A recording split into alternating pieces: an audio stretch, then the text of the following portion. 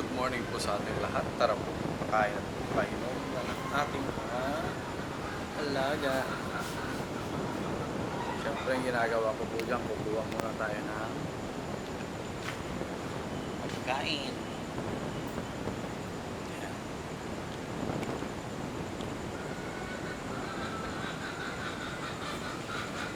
So, muna tayo ng pagkain. Nasa kabila.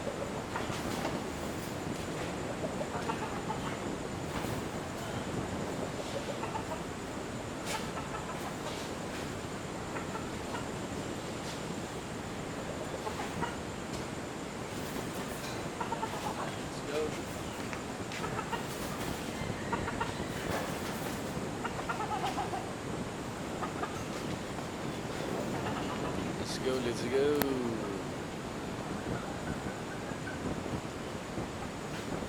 Ayan na sila, makaabang na.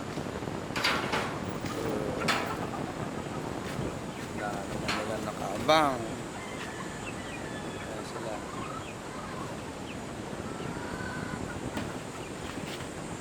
Ayan, mga oriental sweaters po lahat po halos. Ay, napulupot siya.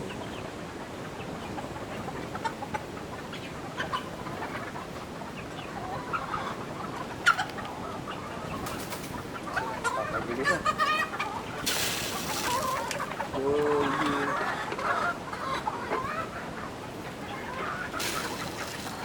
Lagi.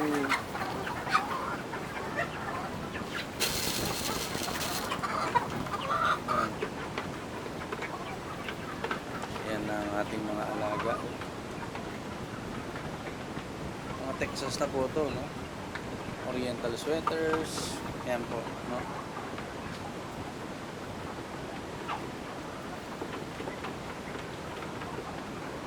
Ang ganda na itong original oriental natin. Lulugon. Kasi yun yung anak niya na 5-piece sweater din. Ito napulupot siya. Ayusin natin.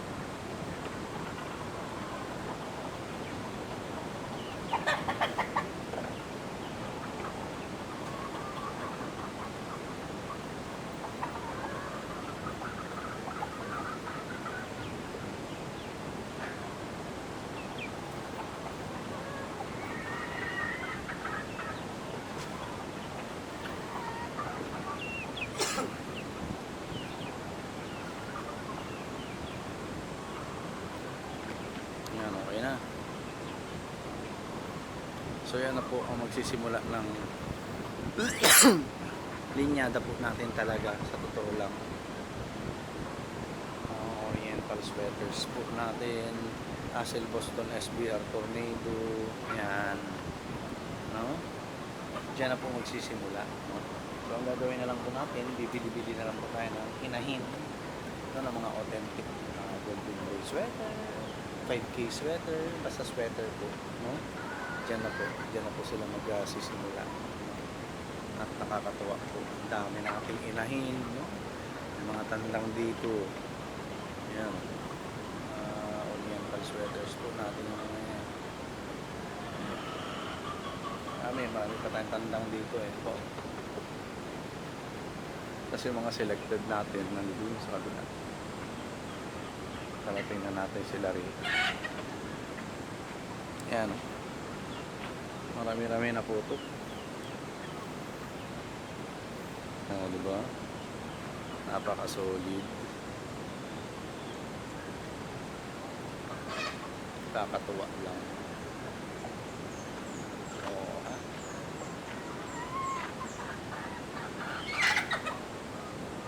Yan po. Diyan po tayo magsisimula, no? Sa mga oriental sweaters po natin na yan. Palalim lang po ng palalim yan, no? Ang gagawin natin, back to sweater ng back to sweaters na lang po. Ganun lang po yun, no? Ganun lang po mangyayari yan. Wala nang iba. Wala nang crosses, no? Wala na pong cross yan. Right? So, tayo po ay magpapakain naman dito sa ating mga nasa fly pen.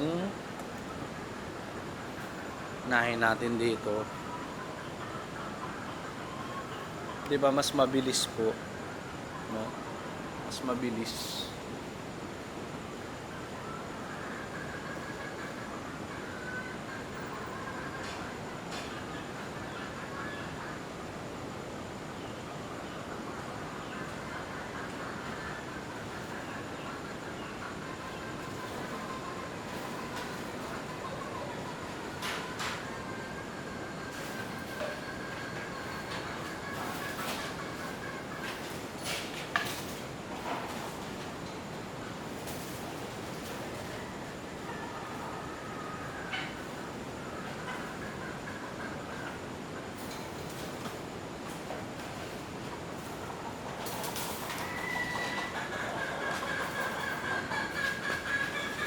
Tapos dito naman. Dali lang po.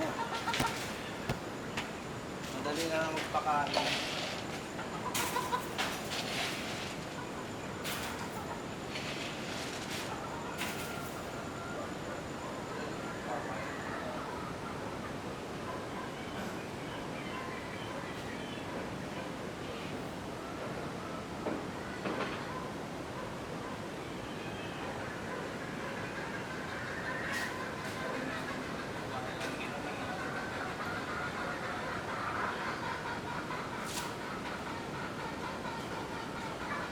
Ito po ang may isasali na natin sa stock po.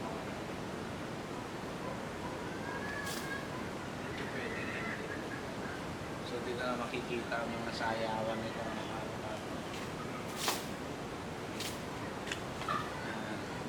Ayan. Dito naman palitan din natin to.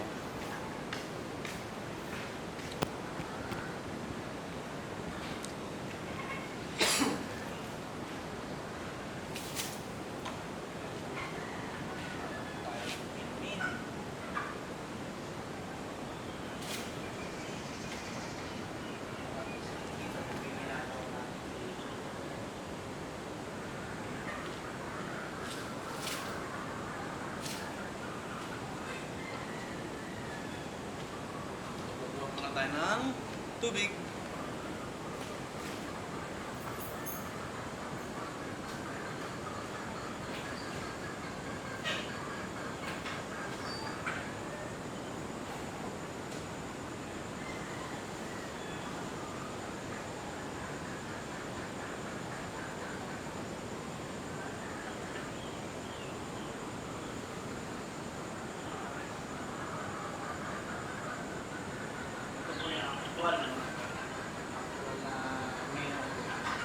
Kung ilang oras o kung ilang minuto tayo kasi dito ating manok.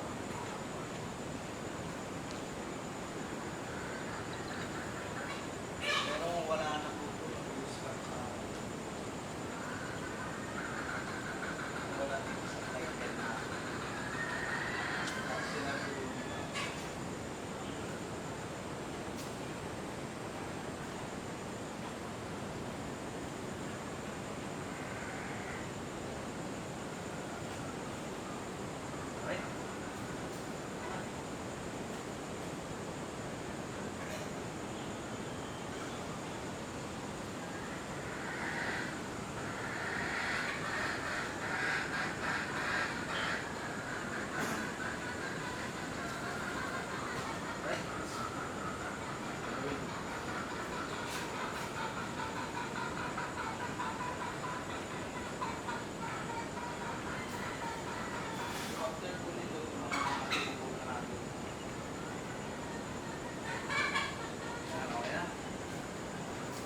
Po tayo sa mga pugo, no?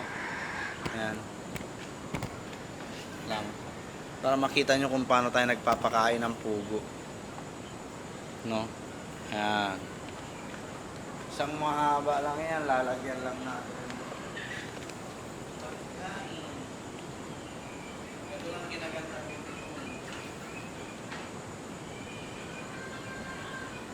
Wala nang hassle.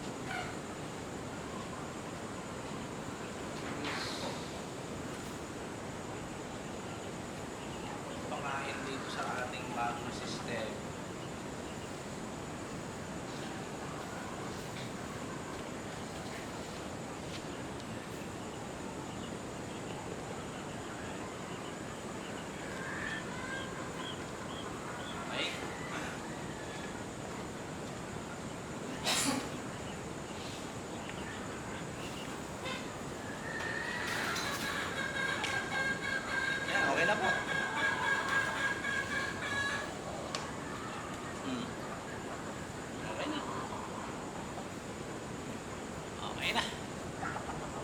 Tapos, yung inuminan po nila, yan, okay pa naman yung inuminan nila. Mamaya na natin papalitan, no? Mamaya na po natin papalitan. Lalo yung andi dito. Ayan. Ayan. No? Mamaya na tayo magpapalit. Tsaka inaaral ko pa kung paano natin papalitan ng mas mabilis, no?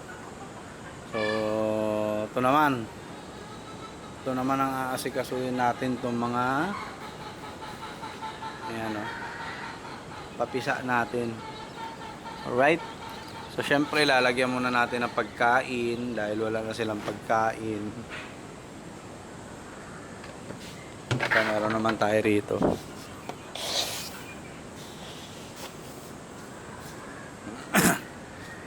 Lumalakas na po kumain to mga to, no? Kailangan ano na, madagdagan na natin para mabilis sila lumaki. Kasi kung ang tendency po niyan pag hindi natin gaanong bibigyan ng sapat na pagkain niya mga yan, titipirin natin. Tipid din sa laki po yan, no? Tipid din sa laki yan. So tara, magpapalit po tayo ng kanilang inumin. Alright. So, lalagay muna natin to dito.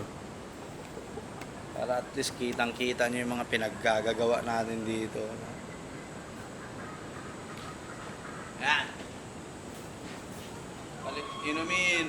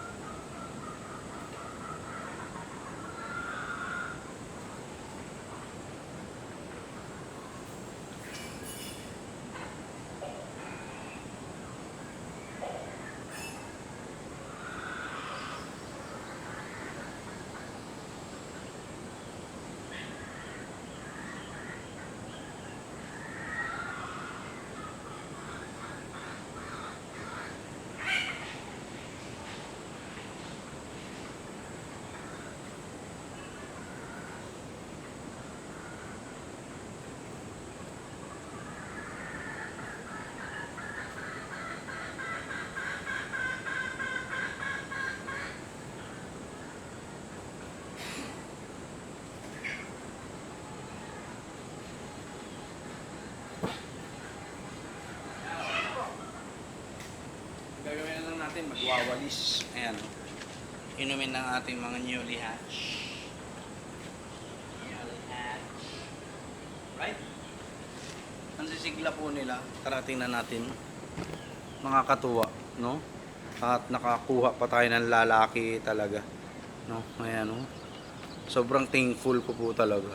Sobrang thankful po. Kasi nagkaroon pa tayo ng mga lalaki, no? Ito lang po problemahin natin dyan yung lalaki. Sa totoo lang po, no? Sa totoo lang. Kaya, nung nakapagpapisa tayo, at nalaman natin yung ano natin is mababa ang tawag dito, fertility rate. Na ano rin po ako, na nalungkot din ako. No? At yun nga, paano tayo makakapagpapisa kung kukunti ang lalaki? At ngayon po ay hindi na po nagbebenta ng fertile eggs po si Kagawad Sandy, no? Hindi na po. Hindi na po sila nagbebenta. At yun na lang daw po yun, no? Sayang, no? Kung nalaman ko lang, no, na hindi na sila magbebenta, kumuha na tayo sana ng kumuha, no? So, gano'n lang po talaga, no? Kasi siguro na-realize din nila na dadami yung tawag rito. Kape muna tayo. Dadami po yung ayan, o. Tara po, magkape po tayo. Right? Na-realize nilang dadami po yung mga racer. Yun ang mangyayari dyan. Ang mangyayari, soon, magkakaroon ng oversupply dito sa area. Yan. Yun po yung iniiwasan doon, no? Yun yung iniiwasan doon. Kaya isa rin pong reason kung ba't nagbibigay ng minimum. minimum 500 heads, yan, no? Minimum ganito. Kasi nga, yan dito tayo sa mga pugo natin. Diba? Ayan, para kitang-kita sila. Yan din po yung reason kung bakit nagbibigay ng minimum. Ayan sila kumakain. Kasi ang tendency po niya, pag bigay ka ng bigay, 100 pieces, 200 pieces, yung mga small time racer, ang mangyayari po is wala nang pakundangan magparami yan. No? Gagawin nilang manok ang style ng mga pugo. Soon, magbibigay sila ng 20 piraso, 20 piraso sa mga small time racer din po. Hanggang sa kumalat na ng kumalat, no? Yun po yung mangyayari. Yun ang papatay po sa quail farming industry. Yung ganun po, no? Na style. Okay? Kaya yun, no? Ang mangyayari po talaga doon. So, ang challenge lang po dito sa pagpapalit ng tubig, no? Ng ating mga pugo. Yan.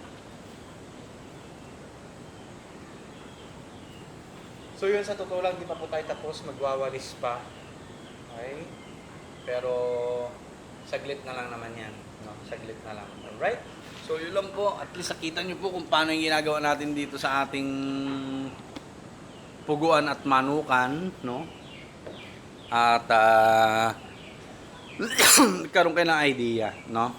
Kung ilang minuto, ilang oras po tayo nag-aasikaso sa kanila. Okay? So, yun lang po. God bless po sa ating lahat, no? At tayo magwawalis muna. Peace!